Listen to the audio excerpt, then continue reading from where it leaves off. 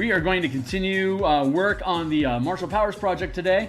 Give me a second here to check my signal and make sure we're coming through okay, and then we'll get into our spiel here in a moment. There we go. All right, cool. So, hey, if you follow me on Twitter, I've just posted that I'm live on Twitter, so you can always find out if I'm active by following me on Twitter at Phil Kearney.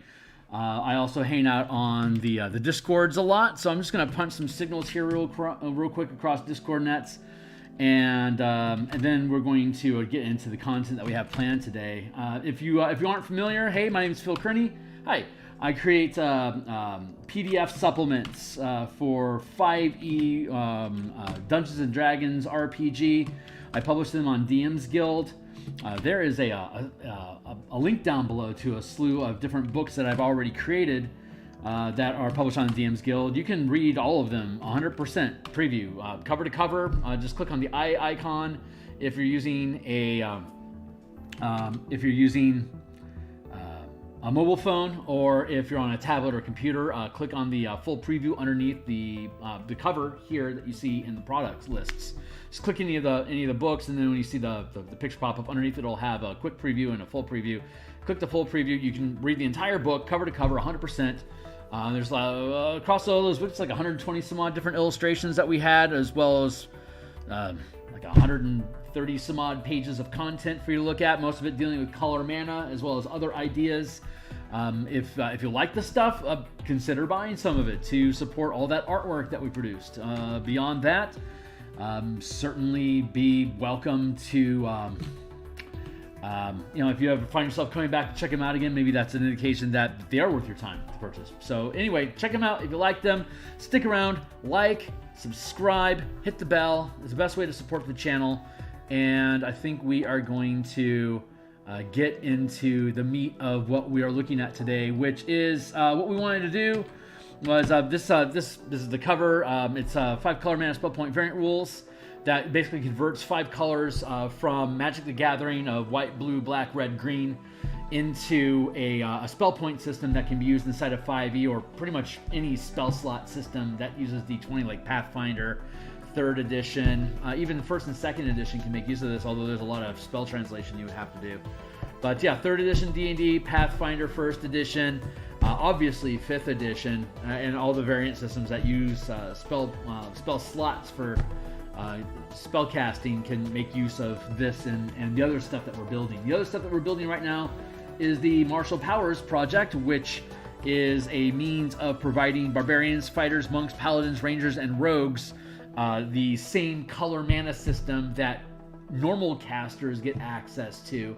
So if you are attempting, if you want to have an MTG game like Ravnica, Strixhaven, Theros, or any of the plane shifts, you can have all 13 characters using the same color mana resource together. But beyond that, you also have the ability to do elemental magic. If you want to have your characters based on an elemental theme like air, earth, fire, water, or any blend of those, you can use the elemental system instead of the color mana system. And if you want to just keep it generic and not have a specific power paradigm, then it's like key or normal mana, where it's universal or generic, and you can just spend the points without having to be concerned about what are they aligned to, or what does color mean, or what do elements mean. It's just generic mana, and whenever you spend the mana, you just do whatever the power says, just like you would with a spell. But the colors and the elements is a kicker effect that we'll discuss later on in the build. So right now, what we're doing, one of our playtesters, Tyla, had asked us to specifically go through and look at a Ranger Skirmish build. So I decided to go with a Ranger Beastmaster that focuses on archery using a longbow. So that's what we're going to explore today. Hey Hornetico, it's good to see you, man. Training in while I work on some character art. Fantastic, dude. Glad to have you aboard. I'm gonna fix my chat window here. Anyone that's new out there, be welcome to drop hi into the chat field, or send any comments if there's any type of builds that you want to see in the future. We're going to continue working on this Martial Powers project. We're going to continue streaming on Mondays until the Spelljammer book is done, at which point we'll be focusing on the Eberron adventure that we've been producing on stream. as well. So we'll only have once Spelljammer Combat and Exploration is done, which we're streaming in the mornings this week, that gets off our plate. We'll have the Eberron book that we've been streaming in the mornings and in the afternoons, depending on what week it is. We'll be continuing that adventure. And then once Spelljammer is off our plate, then Martial Powers gets pushed up on the workbench. So it'll be Eberron and Martial Powers with a heavy lean. By the time Spelljammer gets off of our plate, I suspect the edits for Eberron will be done. So we'll make Eberron our main product that we're working on every day, and then we'll be occasionally peppering in more Martial Powers work. When the Eberron adventure drops off of our workbench, then Martial Powers becomes our primary project, which we'll be streaming every day, including layouts, artwork, design, and then publishing that. And when that gets off our plate, we'll move on to whatever is next. So we've got a consistent conveyor belt of different things that we're in different stages of production, just to keep moving through that process. And the point of this channel is to walk through that production pipeline so you guys can see what it takes developing a document,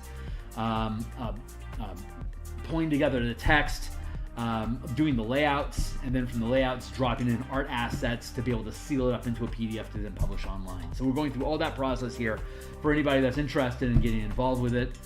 These are I do almost all this work on my own. I hire some writers to help me.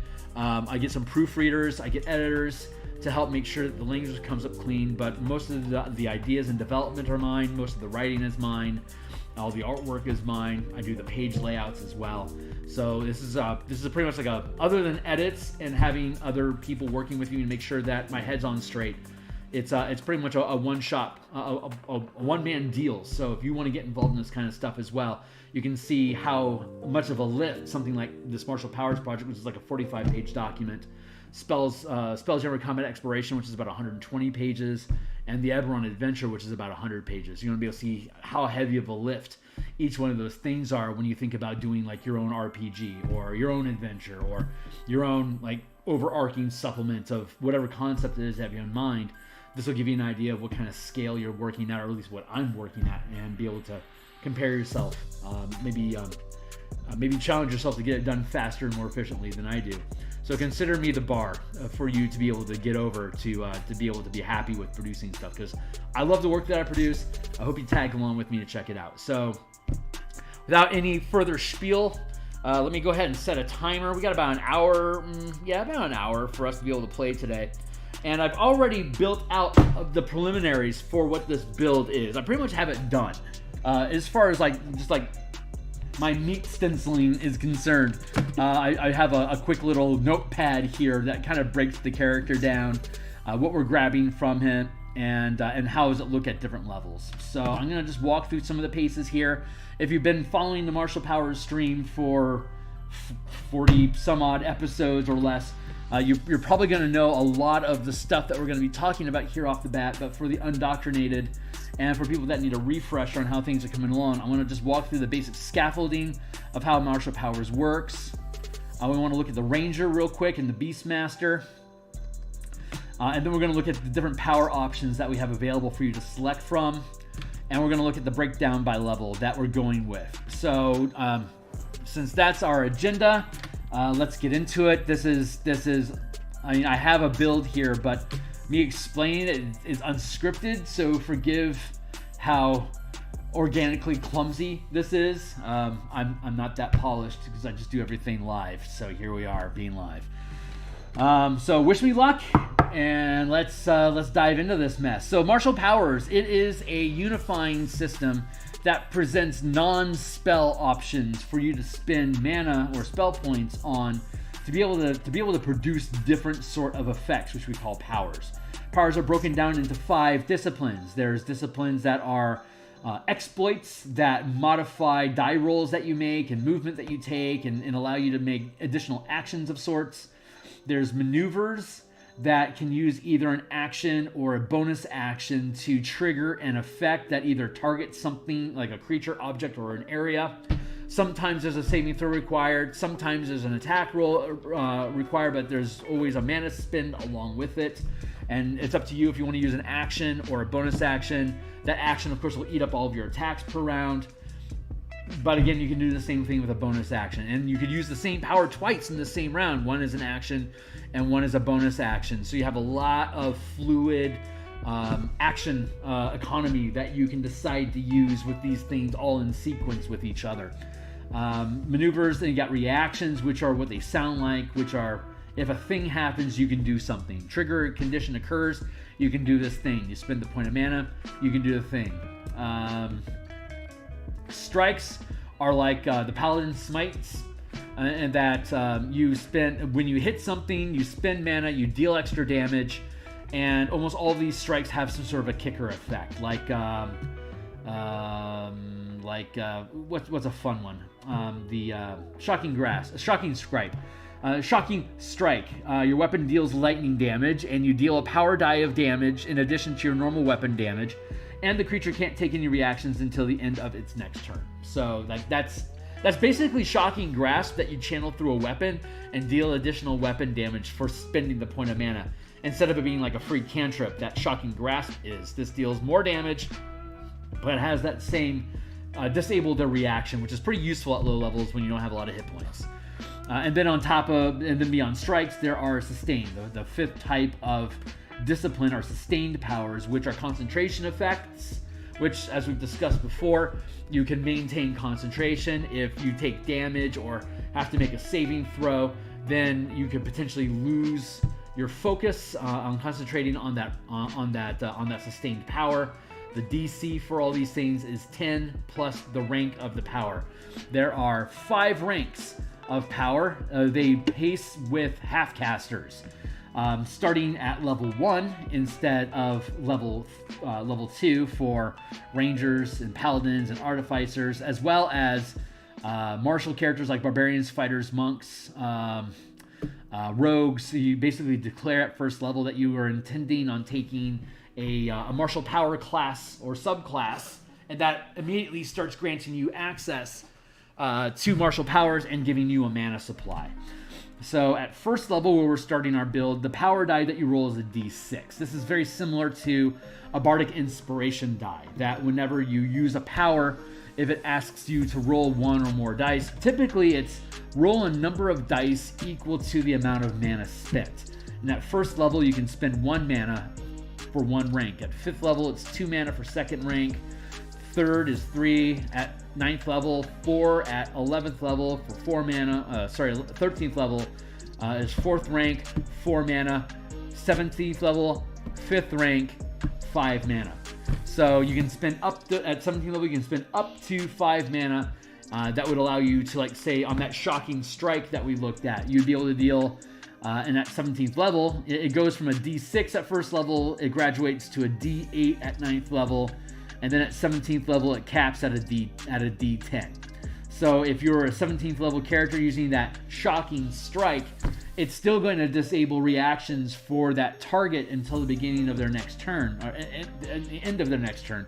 But you'll be rolling a D10 instead of a D6. And if you're spending, you could spend 1 mana on that and still get the trigger effect.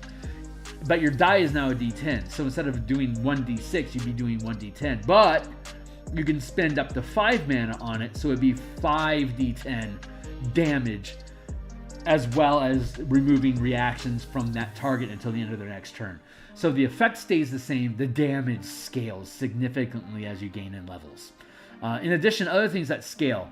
Since we're looking at a ranger today, we're looking at hybrid points. A ranger is considered a hybrid class. So you start with 2 mana, 2 spells or effects at first level, and then 2 more so it's 4, 6, 8, 10, 12, capping at 40 mana at 20th level. If you are familiar already with the core mana spell point variant rules that we've created, either the universal spell points in high magic or the core mechanics book, both of those already have scaling mechanics like this that caps your character off with 40 mana at 20th level. So these are all actually going to go through an update once 1D&D comes out in later half of 2024. We'll see the changes that Wizard implements with the 5e system, and we'll be able to update all of these books using those new mechanics where it makes sense to do so. So keep an eye out for that stuff. Even though you can pick it up and use it right now with 5e as it works as is, we are going to do a reformatting. We're going to integrate Strixhaven and Theros into these books. Currently, they only cover Ravnica because that was the only book that was out when we published these things. We always knew we were going to do a rework. We knew that that 1D&D was going to come down the pipe. Now that we have its confirmed date, later 2024, you're going to see all this stuff updated with those different plane shift books. So keep an eye out for that stuff. If you're interested and you like how Color Mana works, super into it for you guys. So that's the basic gist. You get powers that you know. You start with 2 known powers. Yes, known, not prepared. So when you gain a level, you select the powers. You keep those powers for your level, but you can swap all powers when you gain a level. So we're going to look at a first level build, and then what you could select up through 5th level, at which point you gain 2nd rank powers, and you can swap out every power that you know. At that point, you'll know 6 powers at 5th level. Every level, you can just swap out all of them. So we're going to show you, since you only have 1st rank through level 4, then you're basically only dealing with 1st rank powers that you have to pick from, and you're basically collecting a stack. By the time you get to 5th, there's not much sense changing the powers that you know each level unless there's a real need. So in this hypothetical build that we're working on, all we're doing is we're adding powers. You start with 2, and we keep adding more powers as we go along until we hit 5th level, at which point we can swap out all of our powers and learn a complete new set of powers that reflect the new max rank that we have, 2nd rank powers. So you can completely upgrade your character, much like how a cleric or a wizard can completely swap out their 10 spells per long rest. Similarly, but a little slower rate, we can swap out all the powers that you know whenever you gain a level. And honestly, that's a pretty good way to go. I can see why prep casters that have access to this list would swap out spells on a long rest. We could theoretically swap out powers every long rest if you wanted to, but we allow people to have feats as well, and so it just feels right. Though there's nothing to prevent you from changing that. But right now we have it set so that you know them. So whenever you gain a level, you pick your kit. And you keep that kit until you gain a level, and you just switch out everything, not just one, everything. In addition to that, you still have access to spells. You only have access to, like, at 1st level 2 spells, or at 5th level 6 spells, but it could be any mix of spells that you know, or martial powers that we can learn through this product.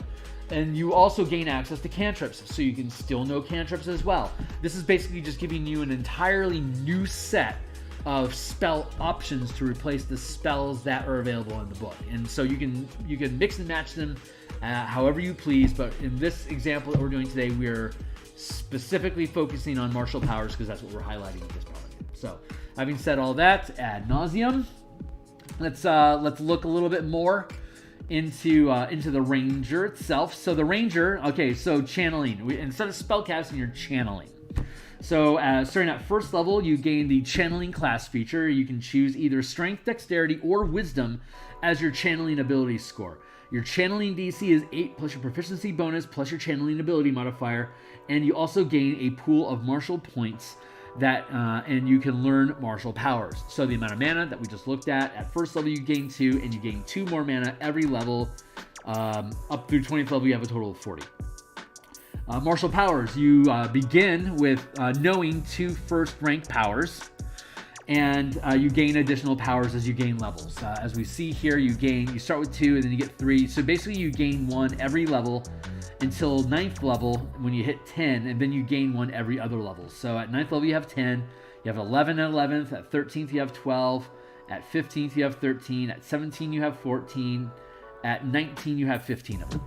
So there you go.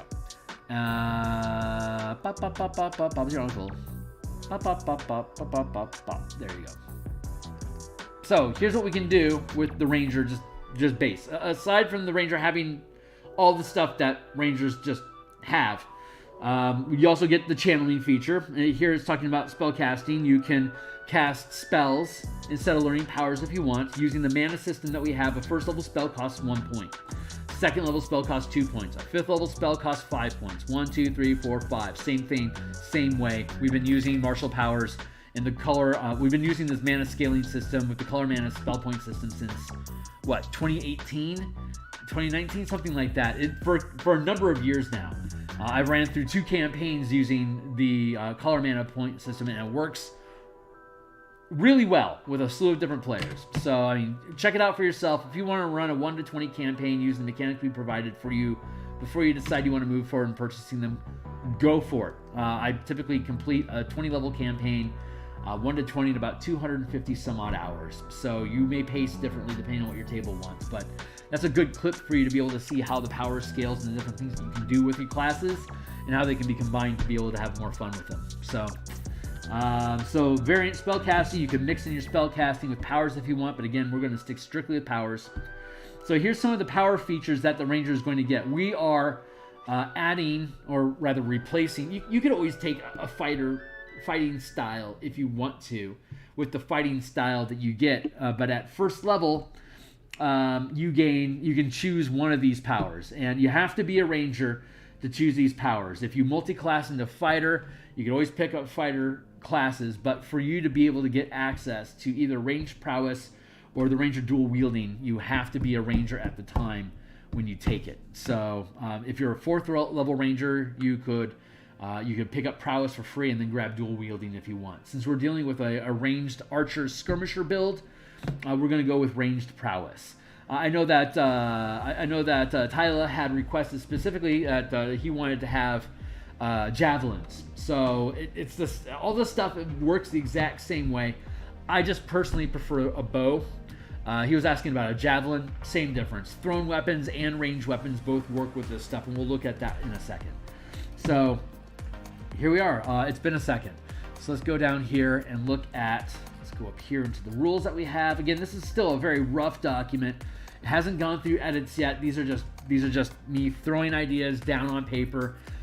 You can follow my Patreon link in the description down below to find this playtest content. But as soon as we finalize our first draft and send off the edits, this is going to be disabled.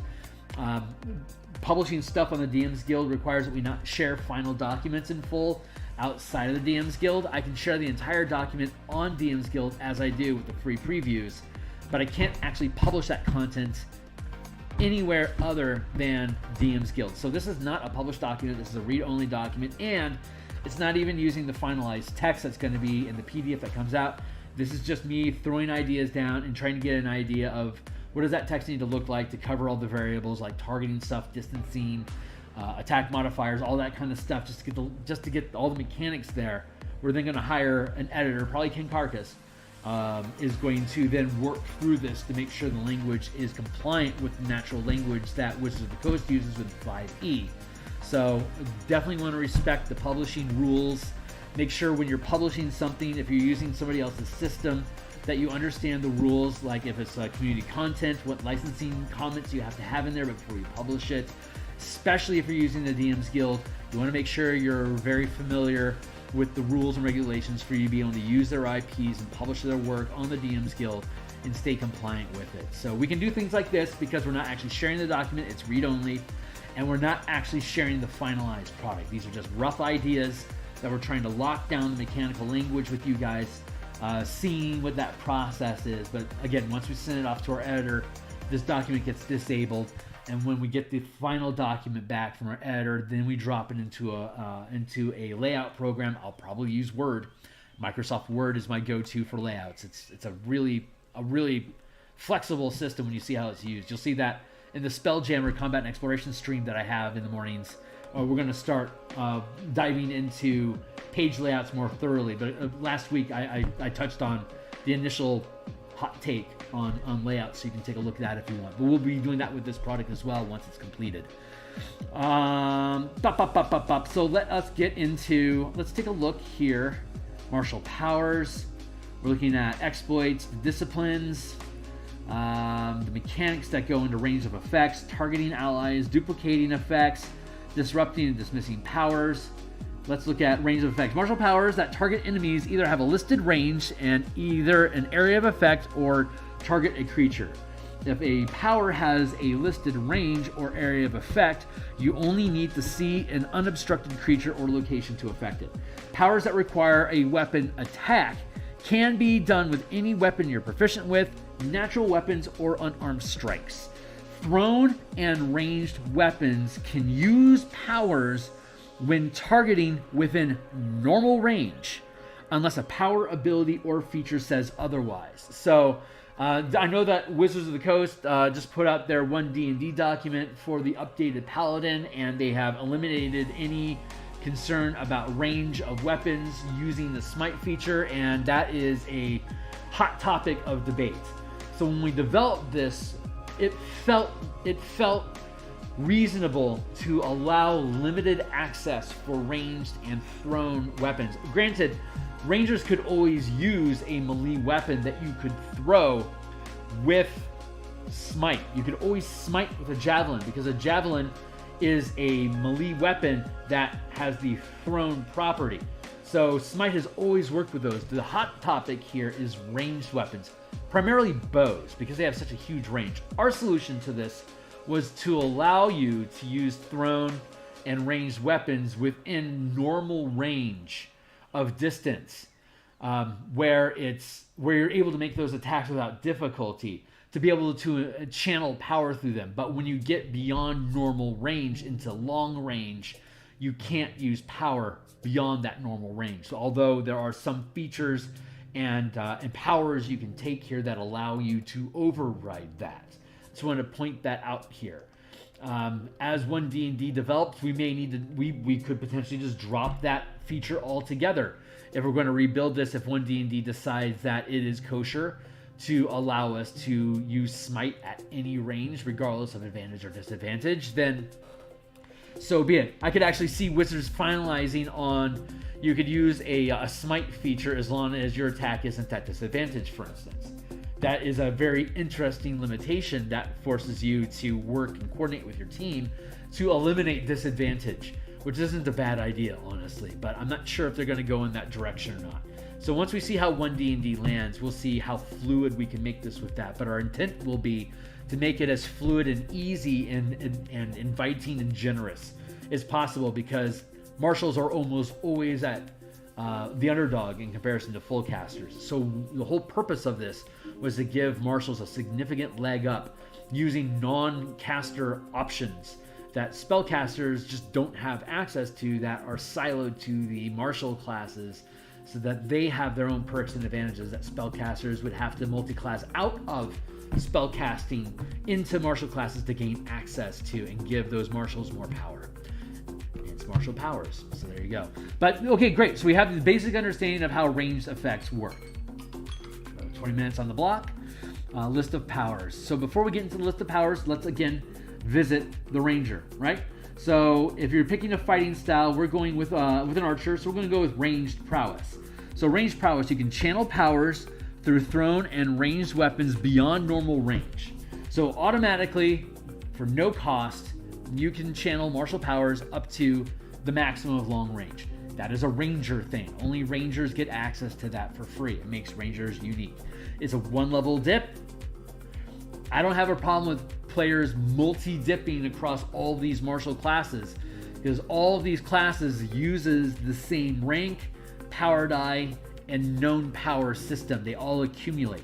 So if I have 3 levels of fighter and I have 6 levels of ranger, then I am considered a 9th level channeler, which means that even though I've got only 3 in fighter and only 6 in ranger combined, I could learn up to 3rd rank powers, and I would have a D8, and I would have a total of 10 powers to mix between them, but my mana pool is broken. So I'd have 6 from ranger would be 12, and then 3 from fighter would be 3. I'd have a total of 15 mana between those 2 classes per long rest, as opposed to a 9th level ranger would have 18. So you can see that it's not a huge difference, but a 9th level fighter only has 9. So 15 is considerably more than a fighter, only a bit less than Ranger, but it stacks up depending on how much you continue to multi-class as you go along. So you can mix and match along these different classes however you want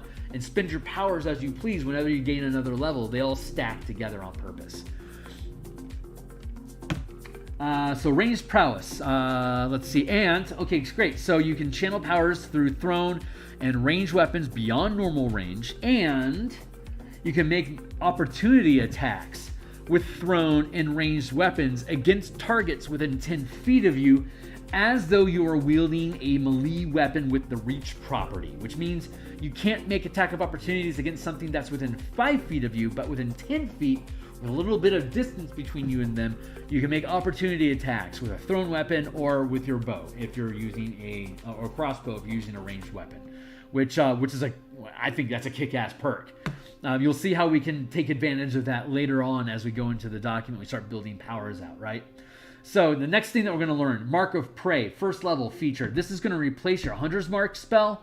It replaces the favored enemy feature, and it replaces the favored foe optional class feature, and it eventually replaces the foe slayer at 20th level as well. So Mark of Prey. How does this work? At first level, you gain a point of temporary mana. So we know that a ranger gains 2 points normally. But this is giving you a floating virtual point of temporary mana that specifically can be used to mark a creature that you can see as your prey during your turn using a bonus action or when you hit the creature with an attack roll. So you can either just mark somebody by just calling them with a bonus action, or if you're attacking them, if you hit, then as part of that attack roll, you can just automatically mark them. You'll use your point of temporary mana, and so you gain the advantage. So let's see, when you hit the creature, you gain advantage with attacks, as well as intelligence, investigation, and wisdom, insight, perception, and survival checks made against your prey. The mark can be locked or sustained as a first rank power and remains until you choose a new target or the effect is dismissed or disrupted. And you can use this feature once, regaining it and the point of temporary mana when you finish a short rest or a long rest. If you want to regain the ability to use a Mark of Prey before your short rest, you can spend one of your 2 points of mana at first level to regain that floating point that you can use to lock in on prey. So let's refresh. How does sustained powers work? Sustained is a concentration effect. It has no duration. If you lose consciousness or begin a long rest, that ends concentration on any sustained effects. If you lock a power, you no longer have to maintain concentration on it, but it removes one rank of power. So if you are first level, you can channel one rank of power. If you decide to lock that point of mana, you can't use any more mana, but you can't lose this ability until you take a long rest. If you choose, it remains permanently locked until you dismiss it. It can be dispelled, but somebody has to specifically call out that particular power that you're using to dispel it. So it's basically a permanentized effect on you until you decide to get rid of it. If you want to use other powers while you're maintaining this, you just sustain it, which is just like a normal concentration effect, like haste or what's another like long strider, for instance, are concentration effects. Web is a concentration effect, I believe. So those things you can just maintain them, and they can remain active while you maintain focus on them. This is that same way. You get a free point to cast it with. You can then lock it for free and sustain it perpetually if you decide to not use any other martial powers while you use it. Or you can leave it open and be at risk of losing it by having your concentration disrupted. But while you have it locked on, again, you're going to you gain advantage to attack your target, and you gain advantage on investigation, insight, perception, and survival checks made against that target. And it can last for however long you want it to. You can hit something else and switch the target from that target to this new target. You're still sustaining it. Doesn't cost anything extra. You're just switching the targets. Pretty much like Hunter's Mark normally works. We're just extending its usability and making it more flexible for you to make use of, and not penalize you so much for using it. And then again, you get it back automatically every time you finish a short rest. So if you burn it and you lose it, you can always regain it. You can always spend your own personal mana to regain use of it sooner than you would otherwise. We'll skip past the 9th level improvement, but you can sustain and keep it locked forever. So like if you take if you're stalking somebody across the country and you need to take a nap, you lose consciousness, well then you can lock this and keep that mark active on that target, so when you wake up you can pick up that trail again with advantage and keep going. It's a higher level feature option. We'll skip Death Mark because that's level 20. Conclaves. So you gain your normal conclave like you normally would as a ranger. That doesn't get affected, but what each conclave can do is affected by martial powers. So we outline it here, and we'll outline the 3rd and 5th level features. The 7th level plus won't really be relevant right now because we're only going up to 5th level. But the 3rd level feature, you get a beast companion, right? So we're assuming you're going to use the Tasha's Cauldron of Everything to get the spirit companion that you can use. You can always spend 2 mana to resummon the companion with full hit points. If these are taking damage, you can just spend 2 points and basically just refresh it by resummoning it, or if it dies or whatever, then you can resummon it again for 2 mana. There you go. As long as you got mana, you can always summon a new pet. Only one at a time, of course. You can take a new thing that we add to this is the creature comes in with its own hit points. But while you can see, so it says you can take damage for your companion using your own hit points while you can see your companion. So if your companion has 35 hit points and you've got 40, and your companion is going to take 40 points of damage, you could let your companion take 15 of those points, and you could choose to take 25 of those points. Both you and your companion are alive. When your companion reaches 0 hit points, poof, it disappears. You can then spend 2 mana to refresh it if you choose. Otherwise, you can share your hit points with it. The companion can move and act in tandem with the ranger during your turn. So the ranger and the companion don't have separate initiative. They act together during the ranger's initiative. They can both move, they can both take their actions, they both get reactions. Rangers can use an action or a bonus action to command the companion to take any action, including single attacks. At 5th level, you can now use any number of your attacks during the attack action to command your companion to attack instead of making your own. So you have an attack and you have a bonus action as a character. You can use either one of those to have your beast act or bonus action on your behalf, which is useful because maneuvers can be used as bonus actions. So your beast can act, you can use your action or your bonus action to command your beast to act instead. If you're making attacks and you have 2 attacks at 5th level, you can make 1 attack with your sword or your bow in this instance, and then have your beast companion make an attack with its bite or whatever its natural attack is as part of your attack sequence. And you would still have your bonus action left over to either do ranger bonus stuff, or you could have your beast attack again, or you could have your beast move or dash or disengage or dodge, which is super useful if you're riding the companion, which is what we're going to be portraying in this build when we get to it. Rangers can use their action, bonus action to command them. Ranger and companion both have reactions each round. So while they're working as a unit, you can use a reaction, and your beast companion can also have a reaction. Both of you can potentially target the same creature with both of your reactions, which becomes super useful when you start having reactions and using feats that both you and your companion can use together. So you can double tap stuff if both you and your companion are within reach of that target. So super useful. 3rd level. So talking about powers, there's 5 disciplines of powers, right? Aside from just being able to do normal stuff that you can do in combat and actions, when you first gain this conclave, you can choose for your companion to channel any exploits or maneuver powers that you know using your mana. So if you're like, say for example, your annual companion is trying to be stealthy, and you want to use an exploit that allows you to increase the result of its dexterity ability check using stealth, you could spend a point of mana, and then your companion using that exploit can increase the results of their stealth roll, like say at first level, by d6. So you add the d6 to whatever their skill check is, and that becomes your stealth result. You can also do that with maneuvers that we were talking about. So right out the gate, both exploits and maneuvers can be used. And then later we see at 7th level, both reactions and smite powers can be used by both you and your companion when they attack. And then at 11th level, higher up, you gain additional attacks. And then at 15th level, when you're sustaining power, both you and your companion benefit from whatever that sustained power is at 15th level. Like if it's flight, for instance, both you and your companion, for instance, could fly. So there you go.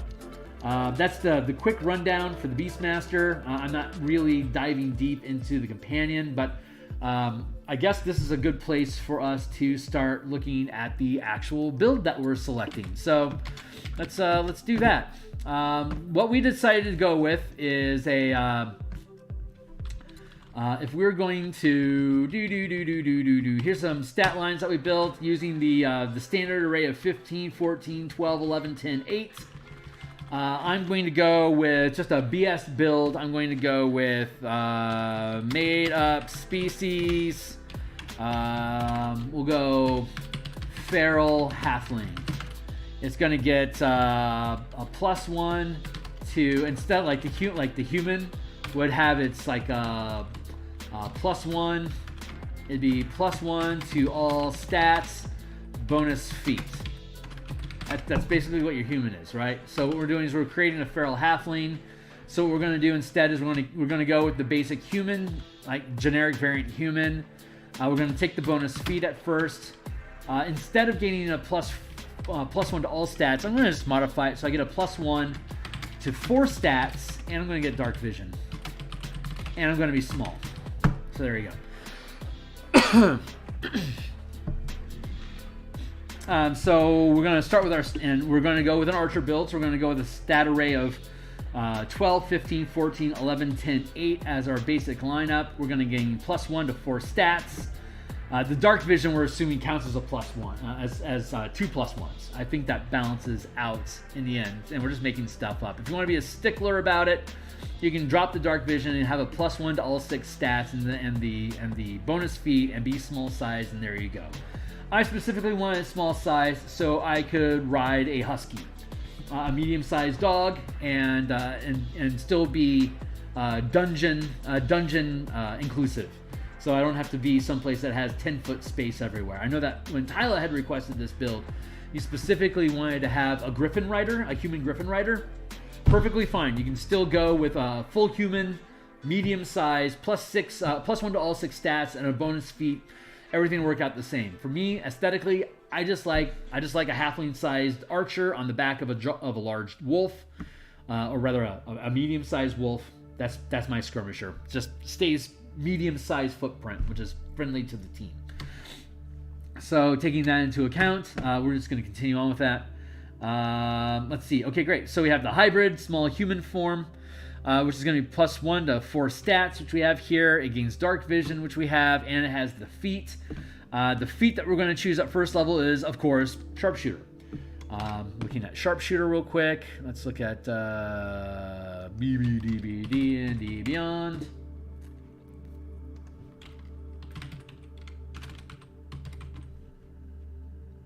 Sharpshooter. Feet.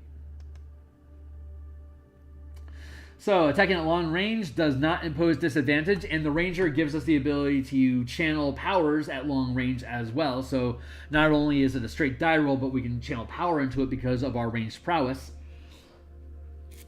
Ranged attack, you can ignore half and 3/4 cover, which is super useful. And then before you make an attack with a ranged weapon that you're proficient with, you can choose to take a -5 penalty and increase your damage by 10, which is really useful if it's an easy hit. So, Reneco's got something to say. Let's see what he's got to say before I continue rambling on. Speaking of mounted characters, would it be easier to be Nazgul-inspired character using martial powers or spellcasting? Be a Nazgul-inspired character. You know what? I don't know what Nazguls are supposed to be able to do. But I would say just offhand, a Nazgul is a Drake Warden because they use wyverns. Like, they fly on wyverns, right? That's basically a flying Drake, which means they're at least 9th level type characters. If you were to make a character out of, like, if you were to make a Nazgul subclass, I just call them Drake Wardens. And chances are powers would make more sense than spells. I mean, if we're really gonna go far up the ladder, my ranger, the ranger in my party is 18th level right now. So Steel Wind Strike is a thing. Steel Wind Strike is a 5th level spell, which requires 5 out of 40 mana. Well, at 17th level, he's got what? He's got 20. He's got 26. He's got 26 right now. So, and it costs 5 to use it. So you can do Steel Wind Strike a lot, which is 6 targets, 5d10 force damage to each target within a 30-foot area. That is a spell that there is no reason for you not to take as a ranger. It's a great freaking spell to have. It's a shitload of damage. It's in a tight area. You could definitely, if you're going to use a ranged build, then using a Swift Quiver, 5th level, as a concentration spell, also perfectly viable. We have the equivalent to that here as well for you to take as a 5th level power that you're certainly welcome to use as you please. So those options are available. But lower levels, I honestly don't know enough about what a Nazgul is supposed to be able to do to say if it's better represented as martial powers. I just know that there's everything that's in martial powers is either about better ability checks or targeting or creating a debilitating effect on a target, or increasing damage and forcing them to make saving throws.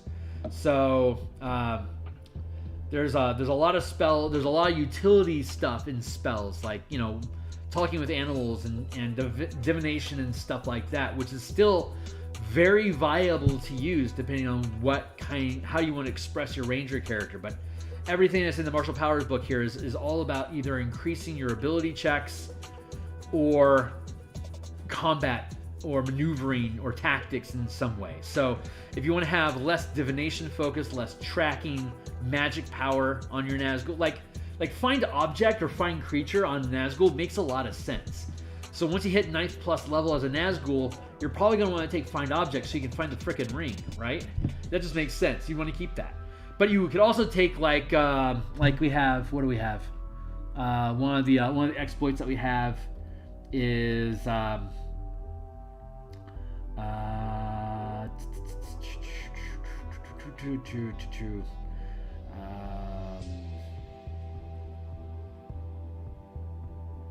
Natural Hunter. When you make an ability check that uses intelligence, that uses the investigation, nature, or survival skill, you can add an additional power die for each mana channeled, adding the highest result. So I could easily see a Nazgul using Find Object as a spell and having Natural Hunter to spike their investigation rolls while they're tracking, for instance. That'd be a real easy way to go.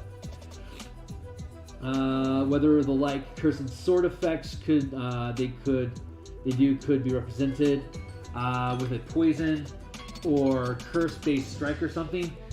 Again, I don't know what their magic sword does, but there's a ton of curse effects that we have down in the maneuvers that we pulled from the Blood Hunters. Curse of the Eyeless, you curse this creature that you can see to reduce the results of all attack rolls by the result of your power die. So if a Nazgul's rolling a D8, it hits you with Curse of the Eyeless, then you're going to be it's going to roll a D8 and say it's a 7. All your die rolls are going to be reduced by 7 while this curse is in effect. And it stays in effect until you can succeed an intelligence saving throw against its DC. Yeah, and it lasts for however long they keep screwing up their saving throws. So I don't know if that's what a Nazgul blade does, but you certainly could. There's no reason why you couldn't. So I suspect the answer is mostly powers for the combat. But having a number of spells whittled in there would probably make sense for their tracking capabilities. Like I said, locate object and stuff like that. That would make sense. Long striders so they can move faster over land. That would probably make sense too. But I don't know enough about Nazguls to say for certain. Sorry. But let's see. What were we looking at? Oh yeah, great. We were going down into powers. Okay, great. So let's look at the actual build that we created here, right? So we're looking at the sharpshooter feat. We just looked at that. We're going to go up to 5th level with this feat. So eventually at 4th level, we're going to take an ASI to take our dexterity to 18. So we'd start with a 15, and then we'd add 1 for our initial 1st level class stats to get it to a 16 for +3. And then at 4th level, we're going to take the ASI to get the +2 bonus to dexterity to take us to an 18. And we'll be able to spike that up to 20 at 8th level if we get there. But this build's just going through 5th right now. So, how long have I been streaming? 49 minutes? Great, we got another 30 minutes. We can keep rolling through this. Okay, so eventually at 4th level, we're going to take the ASI to get your dexterity bonus up, right? So looking at this as a 5th level character, which is our endpoint, your channeling power, we're going to use dexterity as our channeling stat because you need to have that for your dexterity. Obviously, it also helps your armor class as well. So at 5th level, our attack, our channeling bonus is going to be +7. Our channeling DC is going to be a 15. At 5th level, we're going to have a maximum of 2nd rank powers. We'll still be using a D6. We'll have 10 mana at 5th level. So here's how we're laying out our stack. We're going to start at 1st level, and we're going to take it through 4th level, and then we're going to switch our powers at 5th level going onward, right? So how are we going to spend these? We know at 1st level we're using our extra feat to take sharpshooter so we get the damage, so we lose the disadvantage at long range. The ranger is helping us to spike that with our powers to be able to hit with our arrows at far range. And eventually we'll get the +2 to the dexterity. The ranger at 3rd level is going to take Beastmaster. And the fighting style that we're taking is the range prowess, which we just looked at. So you're going to have combat, you're going to have the ability to do opportunity attacks against creatures that are within 10 feet of you. Yeah, useful. Okay, great. So what powers are we going to learn? Channeling powers, we can just walk through that. List of powers. So, scrolling down, looking at powers. You can, with your powers, you can do a number of things. 1, you can learn powers. Like the actual listed powers here, they're alternate spells. Checking real quick. Sphere, I was just asking because working on a Nazgul character concept, wasn't sure whether built with martial powers or some weird hybrid using Find Steed. You certainly can't. I mean, Find Steed's a great spell to use, so if you have access to it, go for it. Why not? So we have martial powers, all the different disciplines of power, the 130 some odd different alternate spell effects that we have here, or you could consider them to be like fighter maneuvers, like Battlemaster maneuvers is another way of looking at that cost mana instead of just at use. And then other thing that you can use power, you can use you get 6 powers. At 1st level you get 2, you get 3 powers at 2nd, 4 at 3rd, 5 at 4th, and then finally we're going to cap at 5th level with 6 powers total. Powers can be spent on actual powers that we listed through. You can also spend 1 known power to gain a damage type. At 1st level, you could automatically deal acid damage or cold damage or fire damage or lightning. You pick one. Pick one of these 5. So at 1st level, if I wanted to, I could pick, say, acid damage. Instead of dealing weapon damage, I could always deal with acid damage. And by the time I hit 5th level, instead of dealing weapon damage, I could use force damage, for instance. And then the other thing that we can use powers for our feats. So instead of learning a power, or instead of gaining a damage type, we can learn a feat. So there's 2 tiers. There's 1st level, which you can gain at 1st rank, which you learn at 1st level, and then there's 2nd rank powers, which feats that you can learn at 5th level. So 1st rank, here's the list of powers that you can know: alert, cannibalize power, chef, crossbow expert, defensive duelist, dual wielding, dungeon delver, blah blah blah blah blah. The half feats, the lighter end of stuff.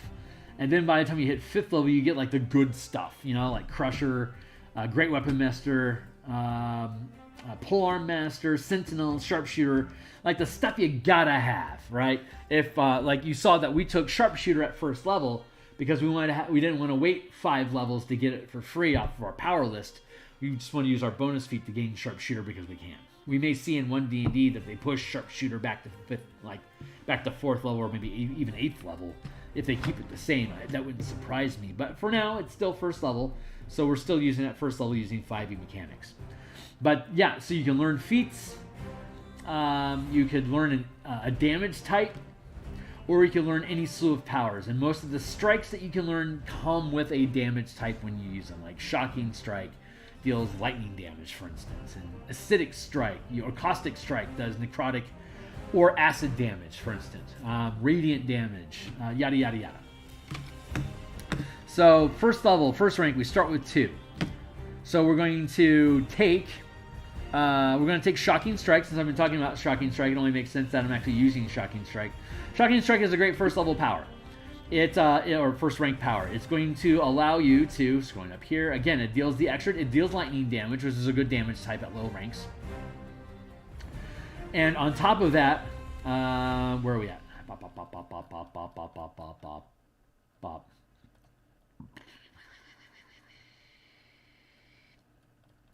Strikes.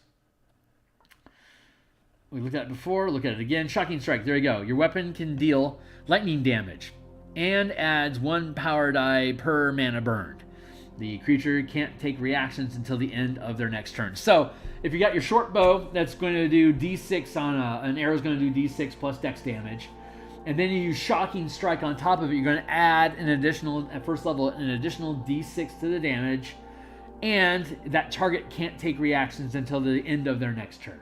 So, if you got a crowd of people that are fighting a critter, this is a good thing to hit them with so they don't have reactions. So your team can, like if you have a monk on your team, if you hit this guy with a Shocking Strike, that's going to take away his reactions.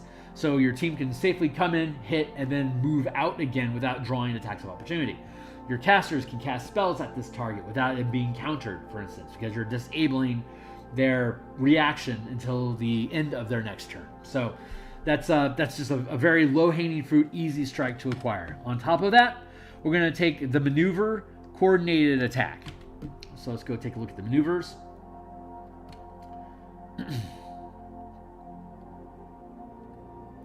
First rank maneuver. Coordinated attack. You can empower a target ally within 30 feet of you to use their reaction to make an attack, rolling 1 power die per mana channel, adding the highest result to the ally's attack against the target you and your ally can both see.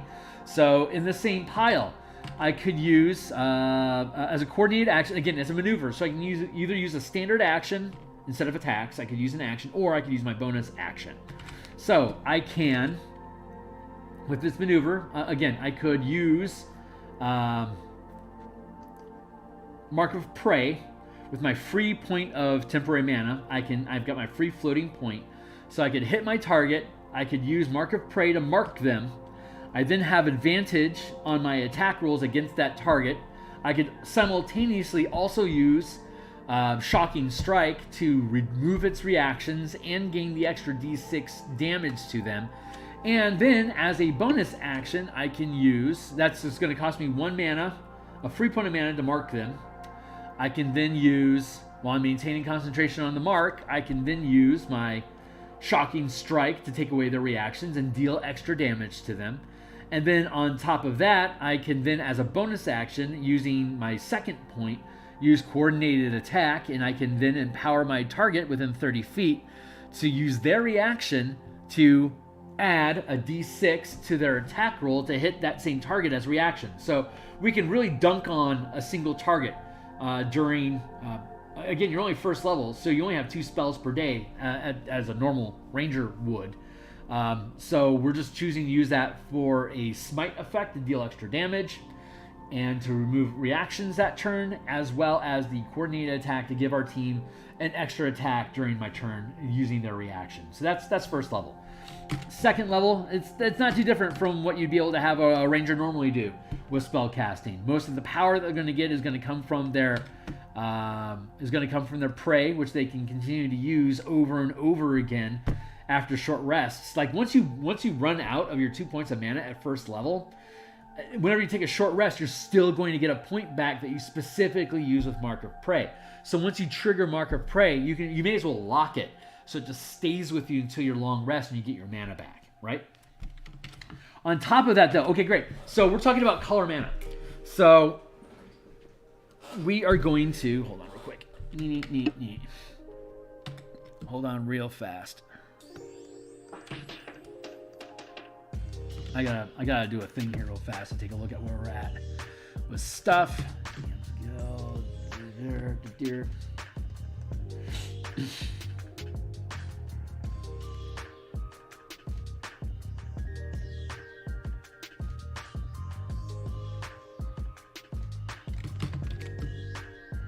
There's something I wanted to look at here real quick for my team. D&D official, new projects. There we go.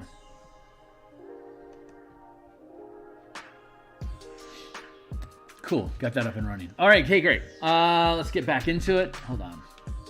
Fix my stuff.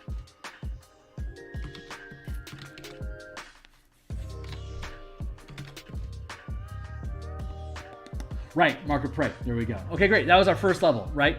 So we gain levels. You can swap out all of your powers. If you decide at second level these things aren't jiving, I want to swap everything out. Be my guest. Go right ahead. You can change them all. But what we're going to grab is at second, assuming we keep things the same. Okay, that's right. We were going to talk about power paradigms, right? Okay, so let's assume, let's pretend we're playing, let's pretend we're playing in Ravnica, and your Beast Ranger is in the Gruul clans, which is red and green color, right? So if we go down to our power list here, we can take a look at the different guilds in Ravnica. There we go. Gruul clans equals red and green, right? So basic damage type at first level, you can gain access to either fire or lightning. And at 5th level, you can get force damage or thunder. Pick either of them. Pick any of them, really. You get one for free, and you could spend power to purchase another one if you wanted to. So since we have shocking strike, we're just going to stick with lightning. So at first level, we're going to gain a bonus. We're going to be able to do lightning damage whenever we want instead of our weapon damage. And you'll see down here at 5th level, we'll eventually pick up force damage instead of lightning damage or normal weapon damage if we choose. It's just something you can do. If we were going with an elemental paradigm, like say, let's say you wanted to be a fire, like if you want your ranger to be a fire-themed skirmisher, right? Then you'd be able to pick fire damage. And then at 5th level, you'd be able to get radiant damage. If you pick a power paradigm, you're locking yourself into using this type of power, this type of energy. In the Ravnica, Strixhaven, and Theros settings, you get one of those energy types for free to represent your devotion to those colors. And if you're using the elemental key system that we have in the bundle here, if you check in the description down below, the DMsGuild link we have for the color mana system, you'll see the elemental key book that we created for Way of the Four Elements that works with the same air, earth, fire, water system. If we go fire, you can pick up fire damage at 1st level and eventually upgrade that to radiant damage at 5th level if you wanted to. Or, if you want to be earth, you go acid, forest. If you want to go water, blah, blah, blah. You can see it here. It's pretty straightforward. Again, this document is in the description, in the Patreon link. You can look at the read-only playtest documents that we have here. Again, this is not the final format. And it's not even something you can download. It's just something you can look at, you can build with. Once the document is published on DMsGuild with correct language and formatting and all that good stuff, that will also be 100% free preview for you to be able to look through the entire book. But it'll have like mana tokens, and it'll have a play mat and different little like doodads and perks in the zip file. So when you buy the thing, you get all the additional perks to make it easy for you to actually use it. The character sheet, the tokens to be able to manipulate stuff, yada yada. Let's make sure everything is arranged properly. Cool. There's that. All right, so we get the bonus automatically doing lightning damage for free. Now when we gain 2nd level, we're gonna pick up a reaction. It's gonna be faint. So let's go into the document here and look up what faint does real fast. 1st level, faint. Faint equals meow, meow, meow, meow, meow. Where'd you go, buddy? Oh, those are maneuvers. That's why. Reactions. Faint. As a reaction to when you miss an attack roll, you can roll again, potentially turning the miss into a hit. Not too difficult. Also, not very complicated. A lot of this stuff is just pulling from other like martial Battle Master maneuvers, Blood Hunter stuff, like curses and edicts and stuff like that, or whatever they have. Various subclass subclass options, and then just translating those things into mana spins. It's, I mean, almost everything that's inside of here already exists inside of 5e somewhere. We're just recalibrating it to use a standardized mana resource, so that all the characters in a game can use the same mana resource as a unifying system to multi-class across. So you can have your Ranger, Paladin, Sorcerer, Fighter all using the same mana pool to trigger spells and powers as you acquire them, depending on which classes you're picking up. So, kind of cool stuff. But that was the dream, to build a unified resource system for all classes, that they can use the same language, same ideas, so you're always talking apples to apples across the entire game system. So you don't have to screw around with how many per proficiency bonus. It's like, no, it's just you gain a pool and you spin the pool. Just spin the pool. Man, it's awesome. So that was the intent behind this stuff. So by second level, you now have 4 mana, right? And of course, you get that floating virtual point for your Hunter's Prey. Mark of Prey, sorry. So we're going to pick up Feint. Only really useful, like, you got to make that shot. You got to make that shot. So using Feint as a reaction to give you a chance to re-roll that attack roll, super useful. You only get that 1 extra at second level. Assuming that everything stays the same at third level, this is when you gain your conclave for the Beastmaster. So again, what does the Beastmaster gain at third level? You can use both exploits and maneuver powers. Your companion or you can trigger those effects. So as long as you can see them. So evasive footwork, reaction. If I get hit, let's go look at evasion. Since, let's see, evasion is a reaction. Let's go try to get to our wrong tab. That's why I couldn't find it. Reaction equals is that what it's called? Evasive footwork. Thank you. Evasive footwork. Okay, this will sound familiar to you guys.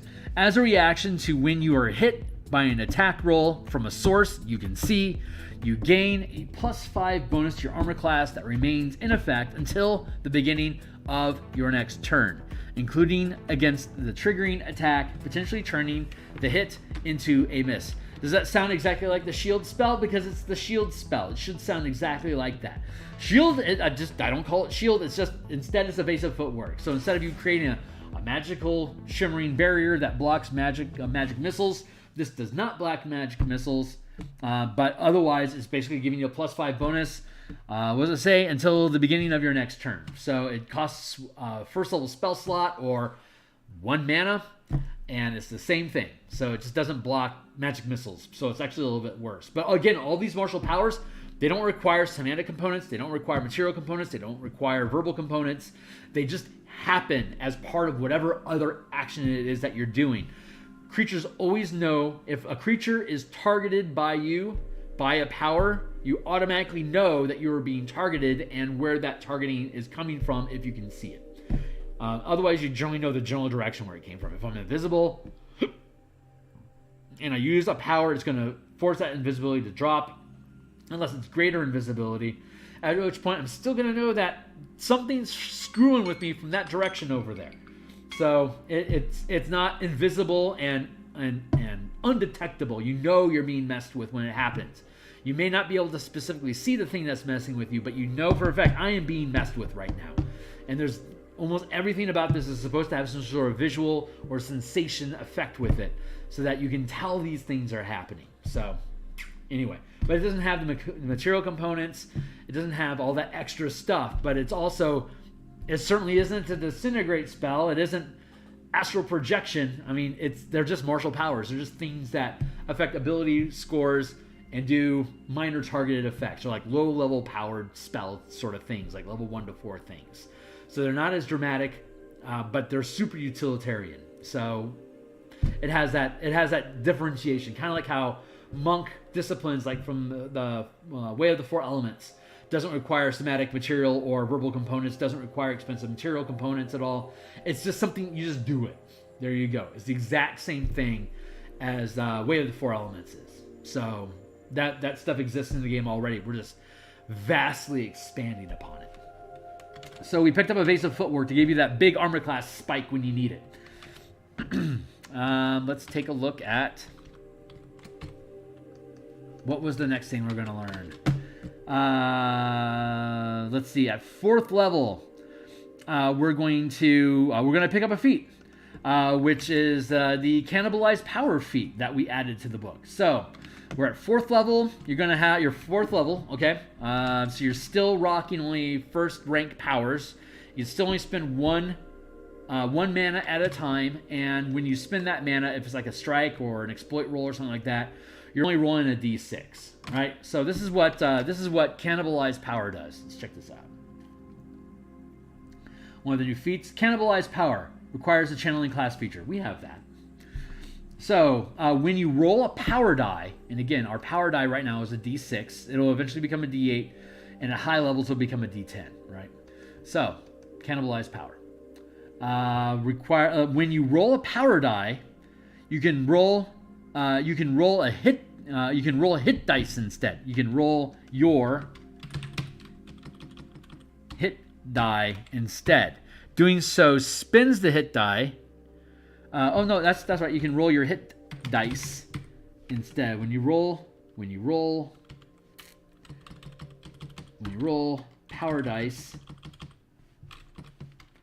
while channeling a power, you can roll your hit dice instead. Doing so spins the hit dice in addition to the mana cost to channel the power. So what does that mean? Let's look at Shocking Strike again. At 4th level, you're still only able to channel 1 mana at a time. You're still only first level spells. Still can only do 1. And normally you'd only be able to do a d6. But if you decide to cannibalize power, and a ranger uses a d10 hit die, when you cannibalize power, making that Shocking Strike, you can do a d10 damage instead of a d6. Obviously, you're very limited on the number of hit dice that you gain. If you need to use them for healing, then you're obviously not going to use them to channel powers. But if you have a dedicated healer on your party that can dump hit points into you and it's not a problem, and you're otherwise not using your hit dice, this is super useful. Worth considering is if you are playing a barbarian. This is one of the very few ways that a character can roll a d12 power die instead of the capping out at 10. Or at 1st level, a barbarian could use a d12 instead of a d6. Huge value if you're willing to blow your hit dice channeling these effects. And anything that requires a hit die, you can use or a power die. You can use any of the exploits to increase ability check modifiers, saving throws, all that stuff. Anything that requires a die roll, you can burn hit dice to roll your hit die size instead of your power die size. Super fun. Very, very useful, and it feels good, and especially if they're just sitting there not doing anything, then it's become a great resource for you to get more value out of. So highly recommend that. That's our first 4 levels, right? We don't gain any other additional features from the from the Beastmaster until 7th level, but we do at 5th level. You can now use any number of attacks from the attack action to command our companion to attack instead of making our own. So if we didn't want to fire our bow twice, we could have our wolf bite twice instead if we wanted to, or we could shoot once with our bow and have our doggo bite with the other. Any combination of those. And then you still have your bonus action left over that you could either use for a maneuver like coordinated attack, or you could command your doggo to make another bite if you wanted to, or you could command your doggo to run. Whatever it is that you want to do. To dash, I mean, the dog still has its movement. And then you just have that leftover bonus action that you could normally just want to dump into your companion. Dash, disengage, dodge, or make another attack with. Anyway, there you go. 5th level, everything changes. At 5th level, we gain access to 2nd rank powers. We're still using a D6, but we now have 2nd rank powers, and anytime we gain a level, we can swap out every power we know for new science. So we've got all sorts of new disciplines that we can pick up at 2nd level, so our entire kit is going to swap out immediately. So this is this is how we're going to build the Skirmisher. One, we're going to take a feat. We're going to take the Sentinel feat. So you can look down here, we can see that Sentinel is a viable feat for us to pick up at 2nd rank. So let us refresh our memory about what the Sentinel is supposed to do.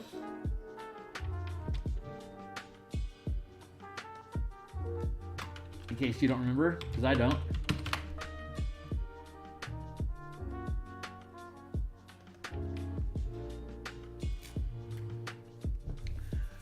Master techniques of taking advantage of every drop of an enemy's guard, gaining the following benefits. Okay, keep in mind, with ranged prowess, our bow becomes a reach weapon as far as opportunity attacks are concerned. So something that's between 5 and 10 feet in that zone there, you can make an attack of opportunity against them as though you have a reach weapon. So when you hit a creature with an opportunity attack, that creature's speed becomes 0. So you've got reach on it. If you hit it with an opportunity attack, it cannot hit you unless it can target something 10 feet or further away. Super useful in melee. That's going to really save you a lot. Creatures provoke attacks of opportunity even if they take the disengage action, which we've already utilized. And then when a creature is within 5 feet of you, makes an attack against a target other than you, and that target doesn't have this feat, you can use your reaction to make a melee weapon attack against the attacking creature. And this is Sentinel. This is a feat. Beastmaster. Let's see. There, character, channel actions, trying to use the mana pool, power die, and benefits from feats you know. So at 7th level, your beast will automatically be able to start using Sentinel as well. So when your beast, since it has its own reaction each turn, once that comes online at 7th level, with you having Sentinel, that means that your beast will have Sentinel as well, as long as it can see you. And if you're riding your beast like you should be, then it's always going to have access to this.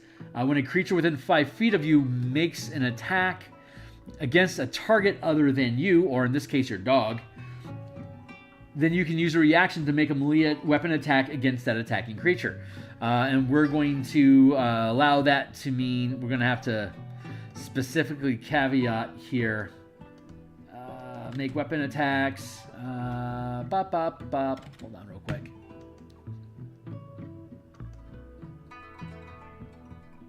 Feet.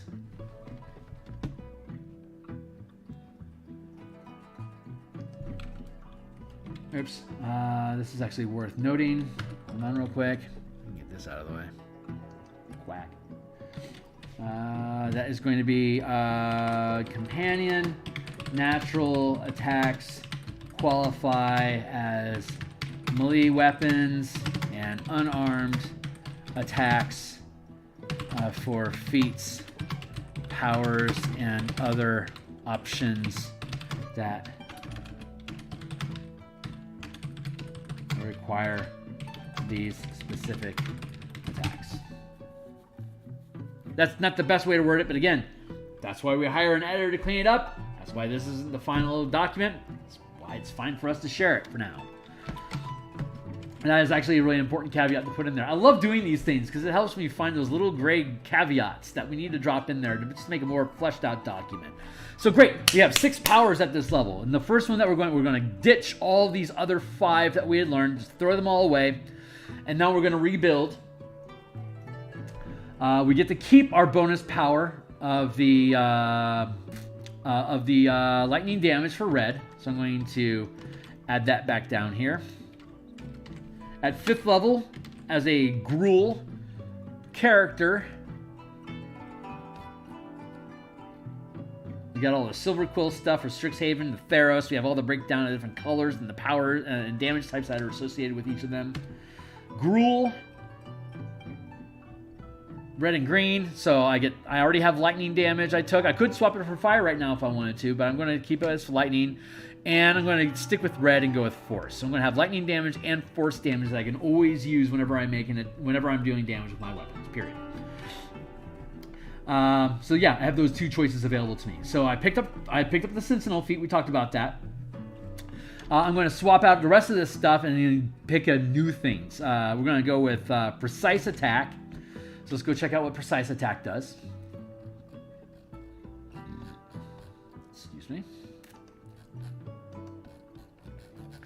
My mouse, I think, is dying. Its wheel is having issues. But Precise Attack is a exploit. Very nice.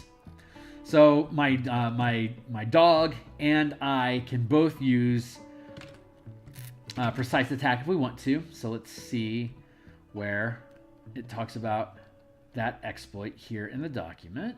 Bop, bop, bop, bop. Second rank power. It requires 2 to use it. At 5th level, I have 10 mana plus the floating one I get for the hunters for the marked prey. But then beyond that, we have Precise Attack, which is you can make an attack roll with advantage and roll 1 power die per mana channeled, adding the highest result. So if I wanted to, so I have to spend 2 mana on this, and every time I spend a mana, I get to add a power die. So that's 2 power dice. I'm currently using D6s. So I roll 2 6-sided dice, and I keep the best results. I get rid of the worst die, but I still have to burn the mana for it.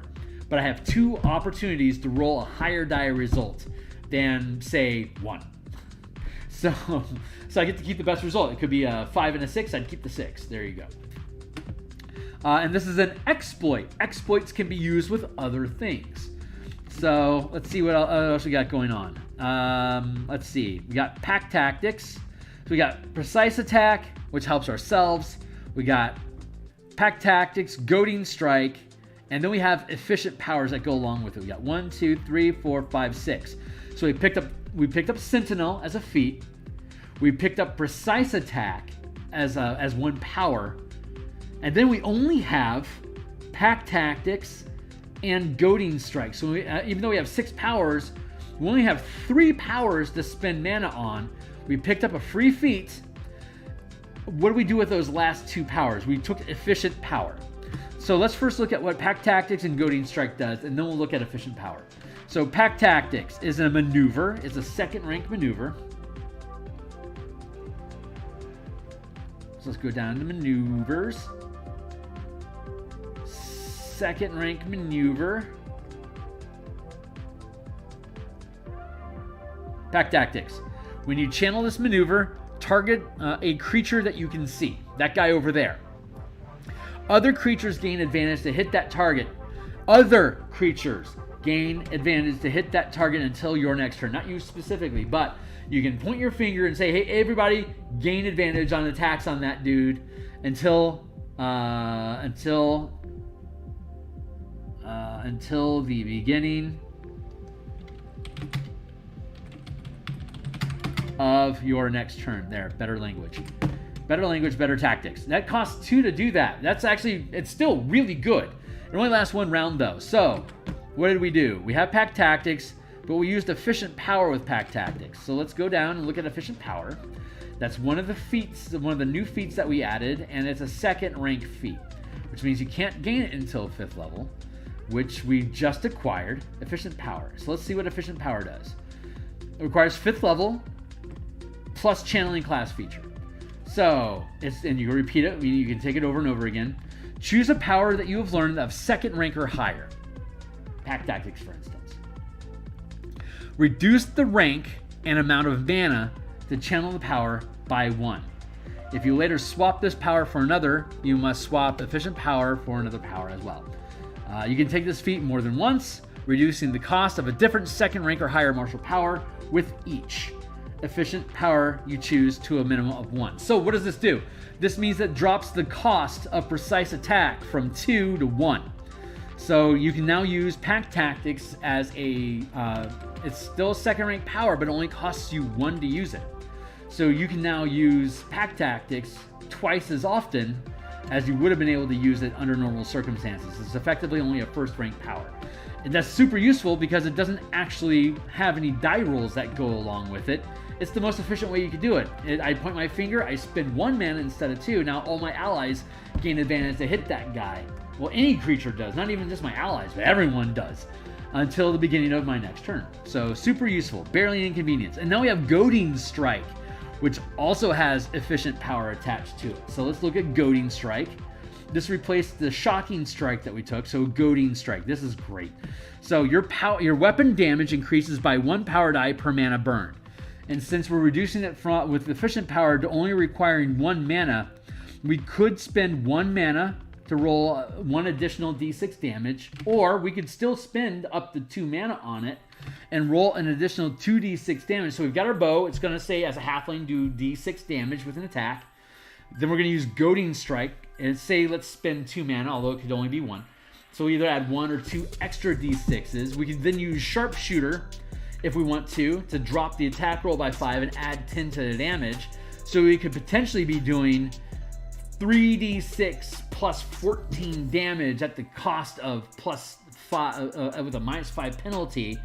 But we could, we have Precise Attack, which allows us to roll 2d6s and keep the best result. So what we'd be aiming for is when we use that is to get a 5 or better to neutralize the Sharpshooter penalty.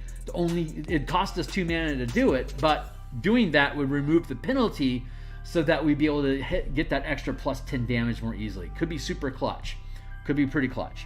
So super useful. Goading Strike, it's an efficient power, so we can drop the cost to 1. So we do the extra damage.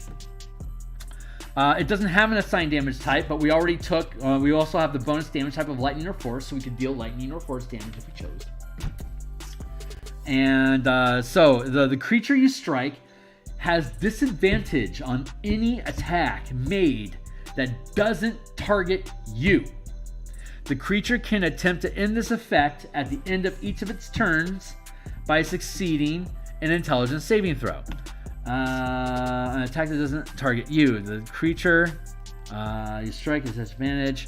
This creature can attempt to end this effect at the end of each of its turns by succeeding. There you go.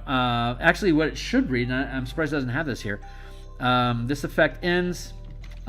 This effect ends if the target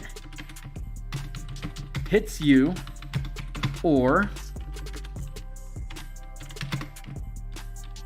it can also attempt to end this effect at the end of each of its turns by succeeding an intelligence saving throw. So if it can hit you, it ends the Goading Strike, which is so useful about you having Sentinel, being ranged, and being on a dog. So you can pop this thing with Goading Strike. Let's say you take a meat tank that doesn't have a high intelligence. It has to roll a DC 15 intelligence saving throw to end this effect if it can't hit you. If you hit it at range and you have your doggo run away a little bit, when it starts to try to close distance with you, you can use your opportunity attack to pop it with Sentinel. Pop! Now it has to stay still. It can't reach you. And if it's beyond that, if it doesn't have a 10-foot reach, it's going to automatically fail to hit you. If it does attempt to hit you, your doggo, once it hits 7th level, can use Sentinel as well. And it can deflect the damage and take it for it. So anyway, that's pretty fun. Good synergy there. But while it's in effect, it's a disadvantage to attack any of your other allies. It may get frustrated with trying to hit you on your dog that's running away. It may decide to attack allies that are nearby, which, sad for it, disadvantage. It can still make its intelligence saving throws at the end of the turn, but you don't have to maintain concentration for it, and it's going to stay until the creature is able to end its intelligence. We're actually seeing this showing up. I believe, if I'm not mistaken, in one D&D content, they're starting to go in that direction. I like seeing that. I especially like seeing that we're consistently about a month or two ahead of where one D&D is going with their idea about how to build better characters. I just think we have... I think that speaks well for us. It means that when this thing publishes, we're probably not going to have to make a lot of changes to it to fit with where they take one D&D. Particularly proud about all that. Check out the previous streams to see the timing on when those things published and see how all these ideas that we're talking about are at least weeks, if not months ahead of where Wizards of the Coast ends up going. I don't know if any of them watch the stream or not, but if you guys, hey guys, thanks for being out there, and you're welcome to reach out to me or respond to any of my applications that I put in. Would love to work with you guys. But hey Tyler, with Paladin, yes, it's super freaky. Well, I mean, Paladins, the only thing that a Paladin gets out of this, that, because all these martial classes can gain all these smite powers, the only thing that Paladin is getting above other classes is the Free Find Steed spell, as well, and their aura. I mean, those are really strong, but those are great for backline skirmishing. Hitting something with a bow, or in your case, a javelin, and then forcing them to try to advance. It's great lockdown potential. There's actually a shitload of control things in here that prevent movement, force things to pursue you, make things run away, make things stop moving, make things lay down and sleep, make things incapacitated, blind, paralyzed, stunned. There's a lot of stuff in here, like control things that people keep saying they want to have martial powers, like martial characters be able to do. You got a shitload of that stuff in here that gives you that control power baked into it. But just to cap off our conversation here, again, Goading Strike. It's only 1 mana to be able to use that. Goad and Pack Tactics combined with Sentinel and Sharpshooter. Those 4 things are super clutch. Those things alone are going to be able to really let you bake in and have a very strong skirmishing, harassing type of combat sequence that you're going to be able to damage things from afar, be able to stay clear of it, be able to stop immediate threats from stepping up into your grill, and it's going to help your whole team be able to take down beasties. And it's not out of curve with what a ranger would normally be able to do, because you only have 10 mana at 5th level. But by buying down the number of things that you can do, you can make the things that you can do more efficient. So you're going to be able to pull out anywhere from 5 to 10 castings of things per day, plus the marked prey that you gain every time you take a short rest, or if you want to spend mana to regain it, you can. There's a ton of efficiency built into here. This is a really crappy, rough breakdown, and I've just about hit my mark at 1.5 hours right now, so I'm going to have to start logging out here in a few minutes. But if you, Tyler, I know this is something that you specifically wanted to look at. I know that I handed you off a script of stuff to look at already for the Javelin build specifically already. If you had any specific questions that you wanted addressed or any comments about it too, I can take an extra X amount. I can take an extra 10 minutes to have a conversation about that. But we've already ran through the build that I pretty much intended on. I mean, armor and weapon choices are your own. I just decided to go with a halfling on the back of a dire wolf with, like, say, chainmail, like chainmail, whatever. I'm not going to be running around a lot myself. I'm going to stay on the dog. I'm going to be small so I can keep a 5-foot footprint on my companion while still riding. This build works really well with the Battlesmith Artificer, by the way. Except the Artificer doesn't have nearly as many power options available to them. They can only learn infusions to grant them power gear that they can then use the gear for power, for martial powers. Otherwise, they still have to use their spells like normal. But that gives you something to focus intent on using your infusions to create items, like a bow of goading, for instance. You could do that. Anyway, so it's a fantastic stream. Oh, thank you. The Javelin build is great. I'm glad to hear it. Honestly, you presented this with such intent that it's very easily digestible. I'm really glad to hear that. It's supposed to be just like a staple-on system. I think that's the term that they use. You just staple it to the 5e chassis. You don't have to use any of this if you don't want to. If all you want to do is use this for the damage type because you decided to, like, say, go Selesnya or Gruul or Prismari if you're using one of the plane shift options for MTG, or if you want to go elemental, you can start assigning elemental damage to your stuff. Otherwise, you can just keep spells like you normally would, and you can just ignore the rest. But this allows you just to toss in flavor, or instead of learning a spell or a power, you can learn a feat, so you can really crank up your, like, the martial feeling of this. Like you can have Crusher and Piercer and Slasher and Sentinel and Pam. Yeah, you can stack all that crap up. So it's fun. It's fun. So Drake Warden with this. Yes. If you want to go with I still have to rework the mechanics for Drake Warden to curve in elegantly with what the Beastmaster does. But yeah, Drake Warden, fantastic fit. It works super great. Like if you wanted to reskin your Drake to be like a Griffin for some reason, if you wanted to. Form is now being separated from flavor, which is a term I've been using for the past few years.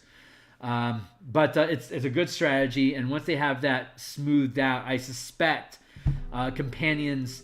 I suspect one D&D companions is going to be a better option than anything that we'd seen in 5e. They just need to get harassed enough in their survey results to say this is okay, but you need to have more utility options available. You need to have a curved path to be able to progress through different levels to gain access to different things. And concerning the Drake Warden, we like the template that you have here. We just need more versatility, like swapping out the breath weapon to do like flyby attacks or like grapple attacks so you can pick up prey, for instance. That's something I could easily kit into this. Once this book is published, we can really just deep dive into shit.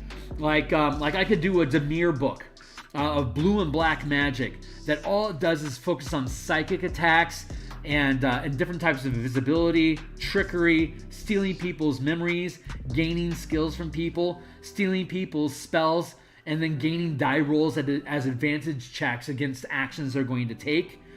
That's just like an instant idea. Is that blue-red? When we dive down that path, we can start doing things like spell trapping, where we can peel apart and pull and put back together an active spell that, like, say that like a spell effect is being maintained. We can dump mana by stitching in a spell effect that wasn't part of that spell initially, that we then just weave in some blue magic into, and now it does this other thing that the person that created that spell didn't intend for it to do. We're creating riders on top of it, or we can peel apart a spell and steal its mana so that we can rebuild and refresh our own. But there's so much sprawl and so many tangential ideas that we can run with this. I just want to get this core book out with these basic, these basic ideas. There's only like 140 some odd different ideas inside this book to build your character with. But I've got another 200 we can fall down further down the rabbit hole with. Like, if you want to talk about Cynic, I could give you 50 different body modifications that cost different mana costs that you can stack up as a growing stack of sustained effects. That I am now size huge. I now have 4 arms. I now have 15-foot reach. I now do acid damage with them. When I hit you, I automatically restrain you.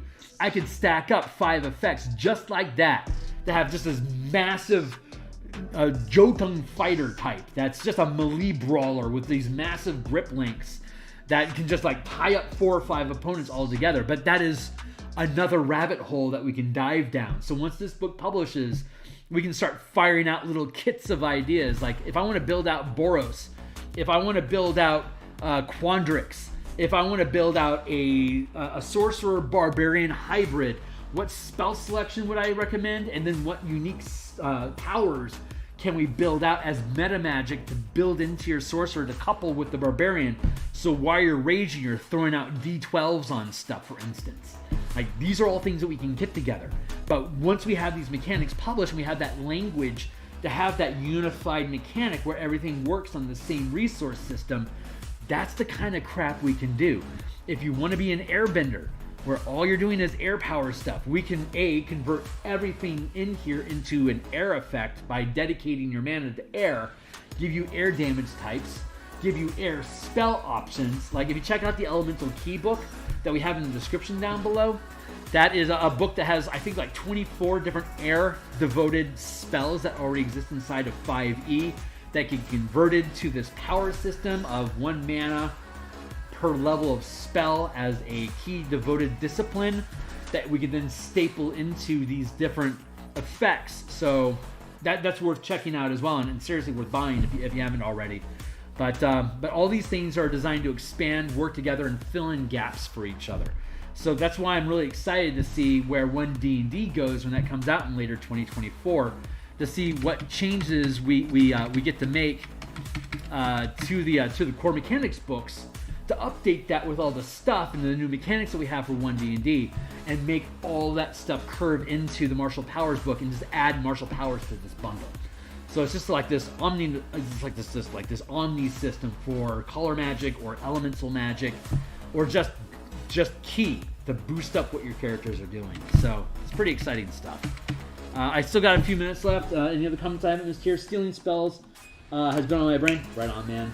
I was thinking of a wizard that can use the last ability they saw, like a Final Fantasy. Yeah, Blue Mage would be super easy with this system. You just got to be careful because there's so much of D&D. Wizards is moving away from creatures using actual spells that the blue mage concept is becoming more and more ineffective. Like, they aren't throwing fireball anymore, they're doing detonate damage. That, you know, fire fills this area and you have to make a saving throw against it. It's not the same. So we have to create a utility kit system that breaks down different effects, and when you identify something that's able to do that effect, it's like, okay, great, I'm going to steal that effect. What effect hit me? I want to steal that effect. What level is that effect? Rank 1 to 5. Pretty easy for you to sort out. Is it something that's strong? Am I a high enough rank channeler to be able to grab that ability and make use of it while I'm sustaining focus on maintaining that effect? If I can sustain it, I can use it, is how I would approach that. But that'll be after this book is published.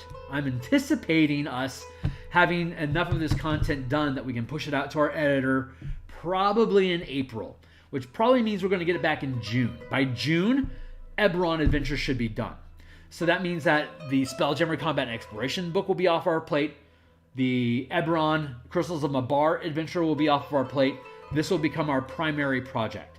So we'll be able to just focus in on this, knock down the page layouts, and just start creating a shitload of artwork for this. If you want to check out the playlist that I have down below for the Elemental Key build, we do a page-by-page walkthrough of that, as well as spend a lot of time on stream doing all the interior illustrations. So you can see what it's like for me to peel out a page out of the document as a PDF, drop it into Photoshop, and then just literally just start painting into the blank spot of that of the illustration, or of the page where the illustration is supposed to go. We're going to do that same process with this book, with the Spelljammer Combat and Exploration book, starting potentially next week. And then Eberron Crystals of Mabar, when that document is finalized in its editing, then we'll go in and we'll start dropping all of that into the page layouts as well. So I gotta go. That's the end of my day. I'm going to be back in about 5-ish hours to do some Eberron cartography tonight. So I just gotta go live my life for a little while. If you guys have stuck around this long and you haven't subscribed, please do. I'm here every morning producing art assets, cartography, and when we get to it, page layout, page layout, page layout, page layout till it's done. And then we tear out the pieces and we drop them back into Photoshop and we paint and we paint and we paint and we paint until it's done. We'll have an opportunity to really talk shop about what's on every page, walk through all this stuff, and once it publishes, we'll come back, just like with the Elemental Key book, we'll just do a page turner, full document walkthrough on all of these things. So you can understand where we're coming from with all of them. We'll have all that stuff in the links. Yeah, so I'm out of here for 5 hours. I'll see you at, literally in 5-ish hours. And if you got any questions, drop comments down below. Hit me on Twitter at Phil Kearney. If you know where I hang out at on Discord, be welcome to give me a shout. If you want to look at, if you have a build that you want me to build out, we're just drop in the comments what you want to look at, and I'm happy to build through just like this. I'm happy to build it through. I want to have a slew of builds at the back end of this book to show you how you can make these things work together. And like this is a great example. Like this was a great suggestion, Tyler, to have a Beast Rider Ranger. It's perfect. It's the perfect example of how you can modify Ranger and just make it kick ass. So I think I've geeked out enough about my own shit. Hopefully you guys think it's cool too. And so stick around, share, like, subscribe, bell, icon, whistles, boots, and I will see you guys in 5 hours. So cheers.